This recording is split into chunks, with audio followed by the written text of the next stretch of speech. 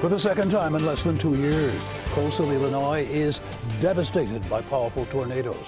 Chopper 2 captured this footage this morning. And just look, the scope of the destruction. You can see for some homes, the foundation is all that remains. The town's fire department and high school also sustained serious damage.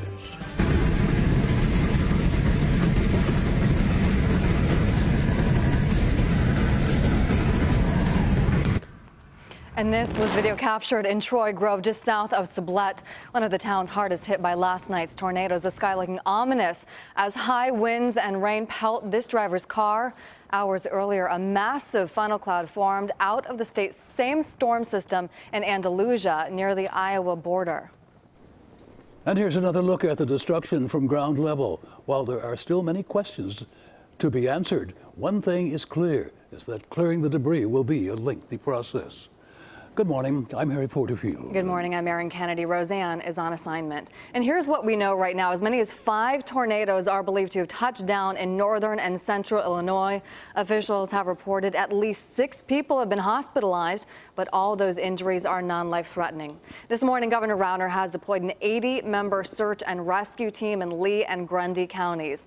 And at this point, just under 17,000 customers remain without power. At the height of the storm, though, that was 55,000. And we have live team coverage with Mike Puccinelli and Vince Girasoli in Coal City surveying the damage. Susanna Song is live in our newsroom monitoring emergency response. And meteorologist Megan Galeros has more on what we know so far about these tornadoes. But we begin with Mike. Hi, yeah, we're just off the intersection of State Route 113 and Carbon Hill Road. I want to step out of the way right now because behind me you can see a pontoon boat. It had been up for sale. Now we'll need a day at the repair shop after it was blown off of its trailer and deposited right there up against those trees. It's just one of the many images of damage and destruction in this village of 5,600. Now the storm roared into Coal City around 10 o'clock last night. Refugio Luvano was in his house Monday, just as he was in 2013 when an EF4 touched down in Coal City. That twister sent him to the ER after a flying piece of debris ripped open his forehead, requiring 20 stitches and a 3-day hospital stay. It also demolished his home. That home is not even finished being rebuilt. So at the height of last night's storm, the family hunkered down in the basement with a tremendous sense of deja vu. Once again, the home was hard hit. In the wake of the storm, Refugio's son spoke on behalf of his father.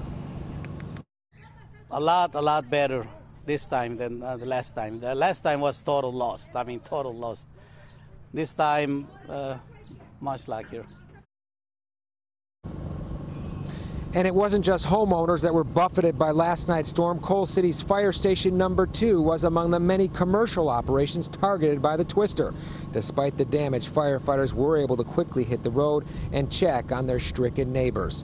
Now, the high school was one of the first places hit. The baseball diamond and football scoreboard were torn up, and the music department's storage van was ripped from its moorings and blown onto the side of the building. Brenda Fellers rode out the storm at her sister's house. She and her family members were afraid for their lives and prayed together while the storm passed over the house.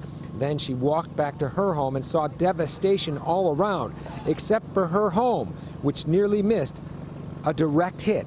Once she saw that her house was okay, her emotions took over.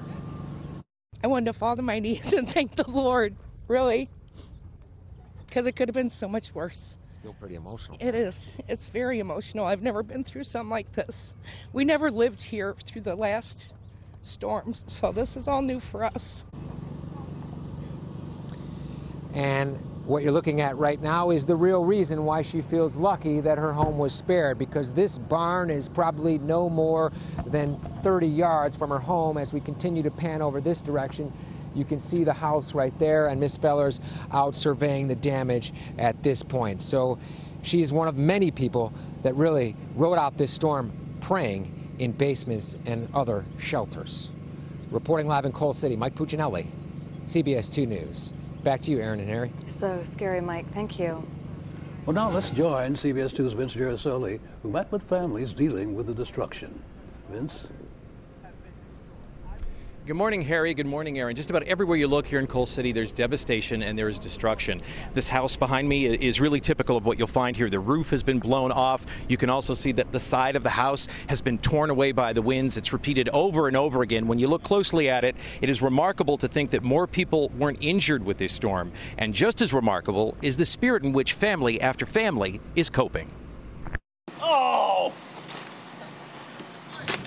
I found it. There are little triumphs this morning, like finding your bike in the rubble, and bigger reasons to be thankful, like knowing your family survived. Are you emotional today? Sure. Yep. Tell me about that. It's tough. You know, it's your kids, your grandkids. It's hard. The morning after in Coal City, there is devastation. Roofs blown off of countless homes, houses caved in, roads flooded and impassable. It's hard to believe that anything can happen that quick and be done, you know, within a matter of 15, 20 minutes and just destroy a community. I mean, you can see the disaster that went on back here. For Tim Washburn, sitting beside what's left of his home, there's the memory for everyone in his family of how they lived through it all. We were in the basement and our ears started to pop, and my stepdad actually threw a carpet over us, and we felt the house kind of lift up a little bit. The sawdust and the dirt and everything else came down from the rafters, and then you just start hearing things start crashing. Beside trees snapped like twigs, power crews spent the morning working to restore down lines, all while families, like 3 generations of the Washburns, look back on the tragedy with remarkable resilience. All you can do is hug them and tell them that just so they're okay. We can rebuild this thing. If you're not optimistic on all these on all this stuff, then you'll just drown yourself in this pool right here.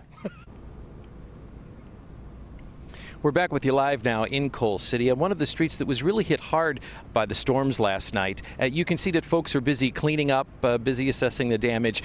Keep in mind that the street where we're standing right now, it was completely underwater earlier today, so folks are doing their best to cope. But so many people are like the Washburns. Those are people who are dealing with this tragedy with a strength and a spirit that really is a lesson to the rest of us. Reporting live in Coal City, I'm Vince Girasoli, CBS 2 News. Okay, thank you, Vince. Well, CBS 2's Susanna Song joins us live now in the newsroom with more on the rapid response of emergency crews. Susanna. Well, Harry and Aaron, it was difficult for emergency responders to do a search and rescue in the dark, but they worked through the night, and while they were able to reach several trapped residents last night, they doubled back this morning when the sun came up to make sure they didn't miss anyone. Reports of people being trapped in their crawl spaces, basements, and those individual instances were addressed. However, at this point, we believe that we've accounted for everybody. We don't want to speculate, and that's why we're doing a secondary search. From Chopper 2, you can see the aftermath, just how powerful this tornado was that touched ground in Coal City. Sirens went off, giving residents about a 10-minute warning to seek shelter. The twister entered west of town by the high school, traveled southeast, impacting several neighborhoods in its path, then destroyed a firehouse on its way out. 15 to 20 residents sought shelter overnight. It's a tight-knit, small community.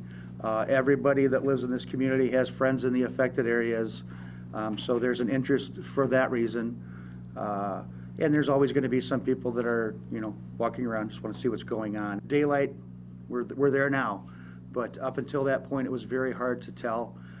So I think that the fire department will probably have a fairly good assessment of damage in a reasonable amount of time. Yeah, no word yet on how many homes were damaged. Utilities drove into town early this morning to restore down power lines and repair gas leaks. Police have set up a perimeter around the impacted neighborhoods, keeping residents out until it is deemed safe. The best way to help survivors of the tornado is making a cash donation. You can go to www.cfgrundycounty.com. Harry? And thank you so much, Susanna.